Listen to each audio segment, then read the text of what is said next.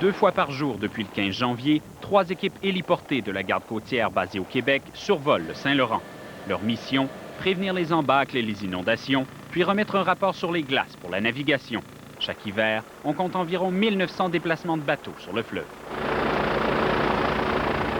Tant que le chemin est libre, c'est ce qui compte. Puis à tous les ans, mais je veux dire, c'est pareil. C'est la batture ici qui varie, là, selon ce qu'elle lâche avec les marées ou la force des glaces. Là. Le point critique à Québec, le dessous des ponts. Il y a un effet d'entonnoir en amont. Près de 10 mètres d'épaisseur de glace pourrait s'y former si on ne faisait rien. Mais ce matin, entre Grondines et Québec, rien à signaler. Vu des airs, cet hiver n'est pas trop mal. C'est surtout une année normale. Les 2 ou 3 dernières années étaient un peu plus douces. Mais même sans embâcle, en bas, on est débordé. Les 4 brise-glaces du Saint-Laurent n'arrêtent pas. À Québec, le dégroseillier travaille parfois 18 heures sur 24. C'est un hiver